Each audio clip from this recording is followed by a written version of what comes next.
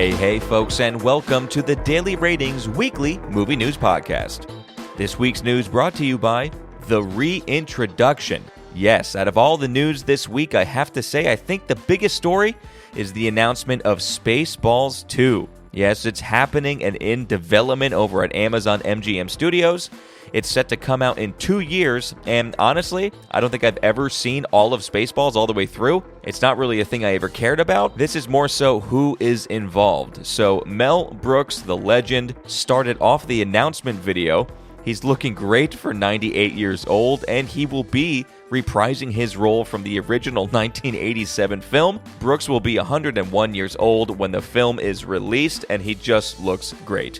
Also, Bill Pullman will be reprising his role, along with Rick Moranis.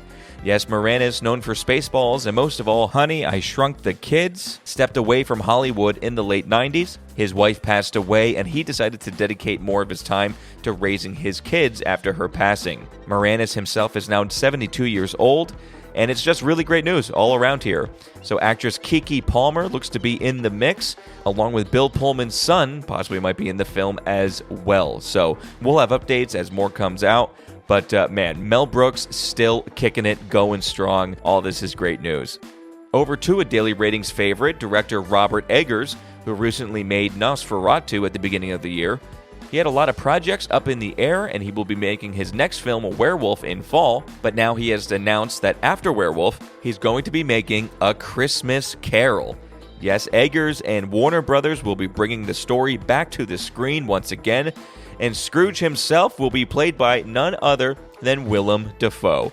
So go for it, Eggers. We have all kinds of trust in him now. He can really do whatever he wants. And if it's Christmas Carol, then I say go for it. Also, director Darren Aronofsky is in the news. Not for his upcoming movie, Caught Stealing, in August. Not for his next film that he's making over at Netflix, which is a Cujo remake. This is for 3 movies from now. He has inked a deal with A24 to make Breakthrough, a psychological thriller which will be co-starring Dwayne "The Rock" Johnson. So I wanted to touch on this one to highlight just one, how much Aronofsky is on the move right now, but really on The Rock. So Johnson said that he wanted to step away from all the CGI and his more sillier roles, and he wants to get into more serious acting gigs.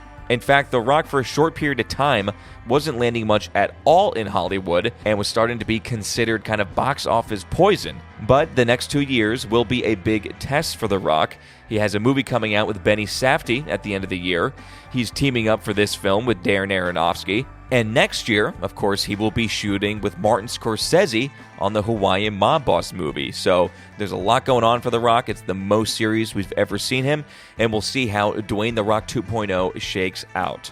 A couple months ago, it was reported that a bidding war broke out for Jeremy Saulnier's next film. Jeremy is known for very intense and dark, gritty films like Green Room and Blue Ruin. He made a much more wide-appeal film last year on Netflix called Rebel Ridge, which Vincent Daly and myself both liked. His next project is still unnamed, but as of right now, he is scheduled to hopefully start shooting later this year, as A24 quietly secured the rights and inked a deal with Saulnier. And they really are gobbling up a hell of a lot of films, is A24. I mean, wow, they just are not stopping at all. The upcoming film apparently will be a gritty, propulsive chase thriller with a visceral intensity, like a very intense fugitive of sorts. So very excited to see where that goes. Very excited to see that Jeremy is still doing his thing.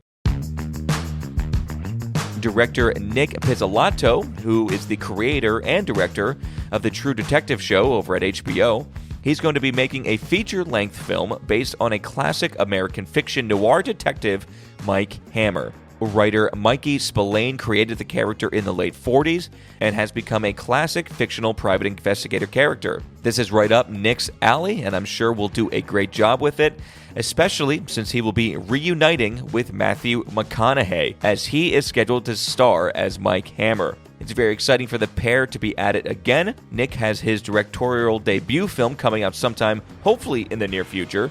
He was battling for a final cut of it a couple months ago, so we'll see. The film is called Easy's Waltz.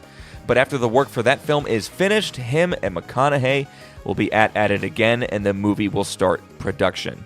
So with Superman around the corner, the DCU reboot helmed by James Gunn is heating up.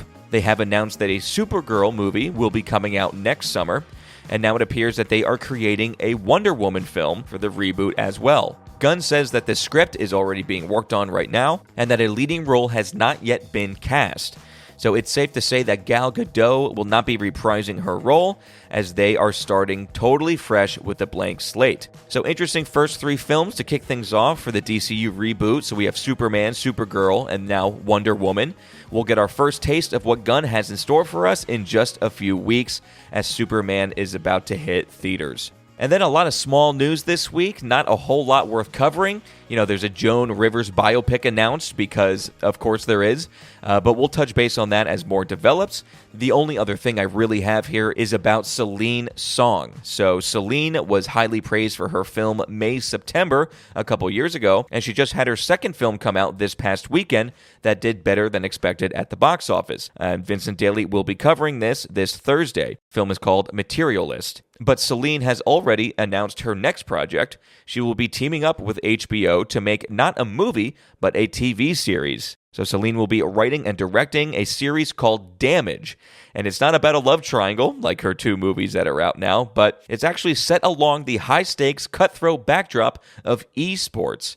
So super interested to see Celine tackle online gamers and how she'll go about it, but it is kind of cool. The series is currently in development at HBO, and of course, A24 is helping produce things as well. Let's jump into the box office for this past weekend, folks. So the 5th highest grossing movie was from the world of John Wick: Ballerina with $9.4 million.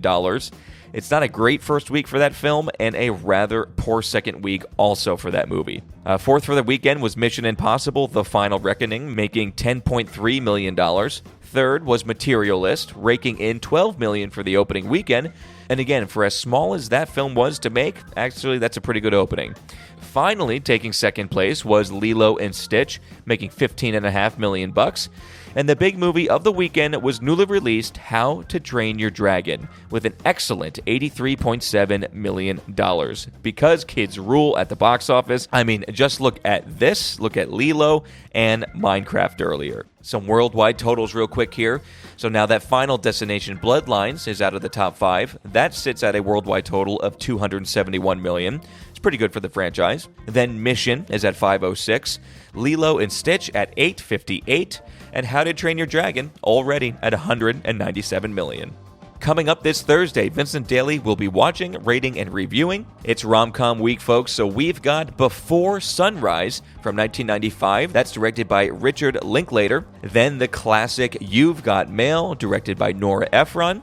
Hitch by Andy Tennant. And then we have newly released. So we have The Life of Chuck, directed by Mike Flanagan. And lastly, from Celine Song, Materialist. So a big week coming up for sure for Thursday's show, folks. But that's it for your weekly movie news here. We'll leave you with a quote from a director, Mel Brooks. Tragedy is when I cut my finger. Comedy is when you fall into an open sewer and die. And all right, folks, the Daily Ratings weekly movie news podcast, that was it. See you on Thursday.